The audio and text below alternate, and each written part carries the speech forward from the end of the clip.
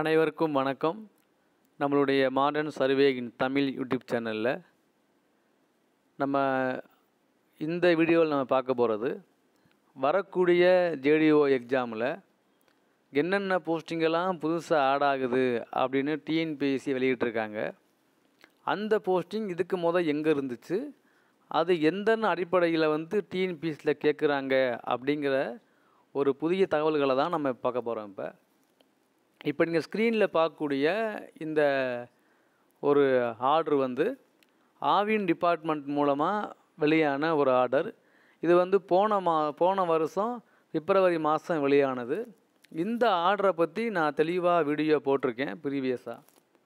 அதனால் நான் இந்த ஆர்டரை பற்றி அதிகமாக நான் பேசாமல் இவங்க போட்ட ஆர்டர் படி டிஎன்பிஎஸ்சி எக்ஸாம் கண்டக்ட் பண்ணுறாங்களா, அப்படி இவங்க போட்ட ஆர்டர் படி எக்ஸாம் கண்டக்ட் பண்ணுனா இவங்க வெளியிட்ட அந்த போஸ்டிங்கில் என்னென்ன போஸ்டிங் எந்தெந்த கேட்டகரி கீழே வருது அப்படின்னு பார்க்கக்கூடிய வீடியோவாகவும், வரக்கூடிய ஜேடிஓ எக்ஸாமில் நிறைய புதிய போஸ்ட் ஆட் ஆகிறனால அது டிப்ளமோ தகுதியா இல்லை ஐடிஐ தகுதியா இல்லை பிஇ தகுதியா அப்படின்னு உள்ள சந்தேகங்களுக்கு ஒரு தீர்வாகவும் இந்த வீடியோ இருக்கும். அதில் பார்த்தீங்க அப்படின்னா இதில் அவங்க சொல்லக்கூடியது என்ன அப்படின்னா, நம்மளுடைய டிசிஎம்பிஎஃப் அப்புறம் டிசிஎம்பியு இது ரெண்டு இருக்குது.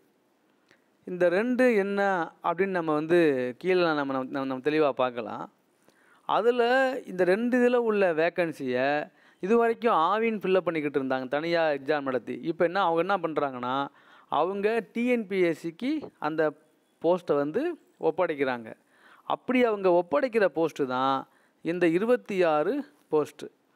இந்த 26 விதமான பணியிடங்களில் மேனேஜர் லெவல்லிருந்து டிஎம் லெவல்லிருந்து அப்புறம் நம்மளுடைய ஜேடிஓ லெவல், அதாவது ஏஇ டிப்ளமோ தென் நம்ம ஐடிஐ லெவலில் வரைக்கும் எல்லா விதமான போஸ்டிங் இருக்குது. சரி, இவங்க பார்த்திங்கன்னா இந்த 26 விதமான போஸ்ட்டில் 322 வேக்கண்ட் இருக்குது. இதை டிஎன்பிஎஸ்சிக்கு ஒப்படைக்கிறாங்க. அப்படிங்கும்போது இப்போ முடிந்த இந்த ஜேடிஓ எக்ஸாமில் இந்த ஆவினில் உள்ள வேக்கண்ட்டான எக்ஸிக்யூட்டிவ் சிவில் வேக்கண்ட்டை கவுன்சிலிங்கில் இருக்க உங்களுக்கு தெரியும்.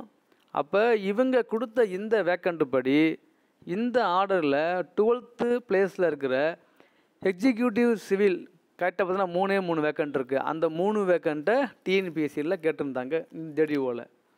அப்போ இது இந்த ஆர்டரை டிஎன்பிஎஸ்சி ஃபாலோ பண்ணுறாங்க. அப்படிங்கும்போது இன்னும் 25 விதமான போஸ்டிங்கை டிஎன்பிஎஸ்சி கண்டிப்பாக விட போகிறாங்க அப்படின்னு நமக்கு கன்ஃபார்மாக தெரியும். அதில் பார்த்தீங்க அப்படின்னா மிக முக்கியமானது என்ன அப்படின்னா, இப்போ நீங்கள் கீழே 18th பாருங்கள். Technician laboratory, technician operation, technician refrigerator, technician electronics, technician welding, technician auto mechanic, technician tyre, technician boiler, senior factory assistant. இந்த வேக்கன்சி எல்லாம் இப்போ டிஎன்பிஎஸ்சியில் நியூவாக ஆட் பண்ண இந்த டிஎன்பிஎஸ்சி அன்வல் பிளானர் வெளியிட்ட பிறகு இந்த புதிய போஸ்டிங்கெல்லாம் இல்லை ஆட் பண்ணுறோன்னு சொல்லி வெளியிட்ட அந்த இதில் இப்போ நான் படித்த எல்லாமே இருக்குது. ஸோ இந்த டெக்னீஷியன் இந்த எல்லா போஸ்ட்டுக்கும் என்ன தகுதி, அது டிப்ளமோவா ஐடிஐயா அப்படின்னு நிறைய பேர் நம்மக்கிட்ட ஃபோனில் கேட்குறாங்க. அதுக்கு நம்ம என்ன ஆன்சர்னால், எங்கேயுமே போக தேவையில்லை. அவங்க வெளியிட்ட அந்த அறிவிக்கையிலே இருக்குது என்னென்ன தகுதின்னு. ஒவ்வொரு போஸ்டிங்க்கும் என்னென்ன குவாலிஃபிகேஷன் அப்படின்னு அவங்க இதை கொடுத்துட்டாங்க. இப்போ ஃபஸ்ட்டு பார்க்குறீங்களா, இது மேனேஜர் லெவலில் உள்ள போஸ்ட்டுக்கு என்ன தகுதி, டெப்டி மேனேஜர் லெவலில் உள்ள போஸ்ட்டுக்கு என்ன தகுதினா, டெப்டி மேனேஜர் லெவலுக்கு மஸ்ட்டு பாசஸ் பிஇன்ட்டாங்க. டெப்டி மேனேஜர் சிஸ்டம் இதெல்லாம் பார்த்திங்கன்னா மஸ்ட்டு பாசஸ் பிஇனால். ஸோ இந்த டெப்டி மேனேஜர் போஸ்ட் அடுத்து கால்ஃபர் பண்ணக்கூடிய ஏஇ லெவலில் இந்த எக்ஸாம் வரும். எது அப்படின்னா, இந்த டெப்டி மேனேஜர் கிரேடில் உள்ள அந்த போஸ்ட்டுக்கு BE IT, BE CSC, MSc computer science, இதை அப்புறம் பிஇயில் computer science master of computer application முடித்தவங்க எல்லாம் இந்த டெப்டி மேனேஜர் சிஸ்டம் கீழே வருவாங்க.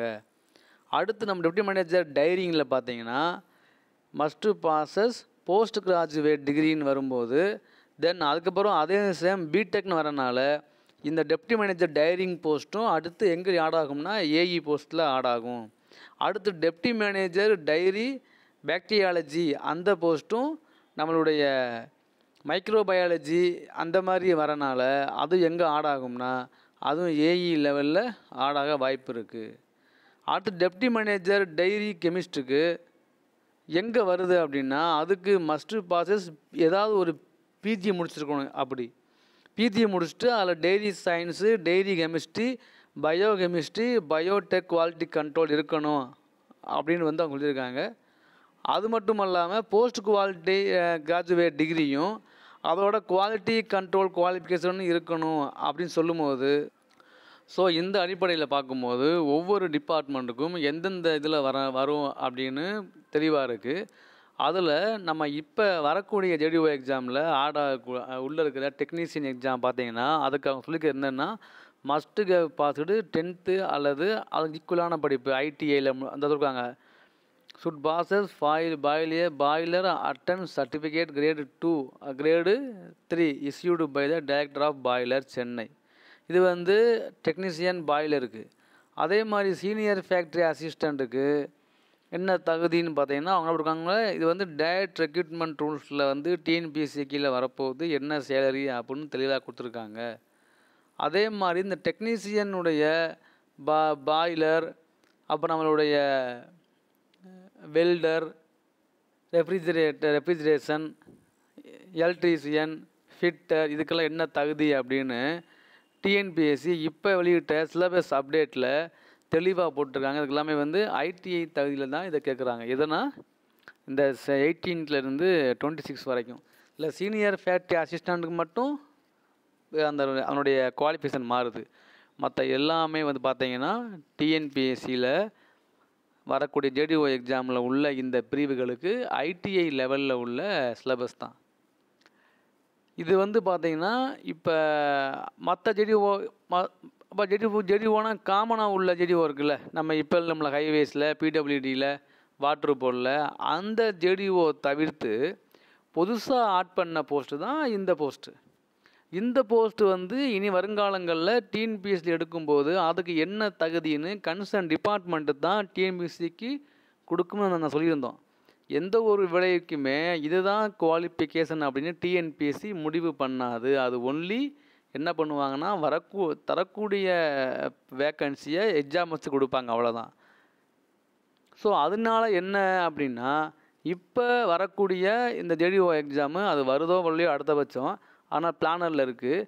அந்த பிளானரில் புதுசாக ஆட் பண்ணக்கூடிய இந்த போஸ்ட்டுங்கெல்லாம் யாராவது படித்தவங்க இருந்தாங்கன்னா அவங்க ப்ரிப்பேர் பண்ணிக்கோங்க. ஸோ ஐடிஐயில் laboratory operation refrigeration electronics welding auto mechanic tyre boiler அப்புறம் வந்து சீனியர் ஃபேக்ட்ரி அசிஸ்டன்ட் இந்த மாதிரி முடிச்சிருந்தீங்க அதாவது படிச்சிருந்தீங்க அப்படின்னா நீங்கள்லாம் ப்ரிப்பேர் பண்ணிக்கோங்க. அப்கமிங் வரக்கூடிய ஜேடிஓ எக்ஸாமில் இந்த போஸ்டெல்லாம் ஆட் ஆகுதுன்னு டிஎன்பிஎஸ்சி வெளியிட்டிருக்காங்க. அதனால நீங்கள் படிக்க ஆரம்பிச்சிட்டிங்கன்னா உங்களுக்கு அப்போ அது யூஸ்ஃபுல்லாக இருக்கும். எக்ஸாம் கால்ஃபர் பண்ண பிறகு படிக்கலாம் அப்படின்னு நினைக்காதீங்க. ஸோ அதனால் நீங்கள் தயவுசெய்து அதை ஃபாலோ பண்ணுங்கள். எப்படி டேன்கட்கோவுக்கு எல்லா வேக்கண்ட்டும் அங்கே உள்ள எல்லா ஏஇ வேக்கன்சியும் வரும்போது ஆவினில் பிஇ லெவலில் பிஇ படிப்புக்கு உண்டான அந்த வேக்கன்சியும் கண்டிப்பாக ஏஇ லெவலில் கண்டிப்பாக கேட்பாங்க. அதில் எந்த விதமான மாற்றமும் இல்லை. ஸோ நீங்கள் ஃபாலோ பண்ணுங்கள். உங்களுக்கு டவுட்னா என்கிட்ட கேளுங்க, நான் ரிப்ளை பண்ணுறேன். தேங்க்யூ.